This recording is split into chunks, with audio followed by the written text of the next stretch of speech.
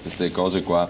I politici che prendono sempre un sacco di soldi, io non so a che politici faccia riferimento. Te lo dico io, te lo dico io. Ci sono molti politici invece che fanno il loro dovere onesto senza prendere alcunché, anzi ci sono i famosi gettoni di presenza, sono più i soldi che spendi di telefono che non altro. Ma chi è che prende un sacco di soldi, Giacopuzzi? Ma posso fare degli esempi, giustamente, sì, prendo spunto dalla telefonata. Tutti, 270.000 euro il direttore della TV dell'associazione provinciale, dell'azienda provinciale dei trasporti. Un direttore di un ASL, ad esempio la 22, qui nel Veronese, prende qualcosa come quasi 300.000 euro l'anno nei confronti di un operaio che uno stipendio lordo medio è di 30.000 euro l'anno. Qua c'è da vergognarsi. I nostri politici, i nostri amministratori si devono vergognare perché è una discriminazione che va chiarita. Non è possibile continuare in queste condizioni, soprattutto in momenti come questi. 300.000 euro l'anno, ragazzi, 300. Allora, ci sono alcuni incarichi sicuramente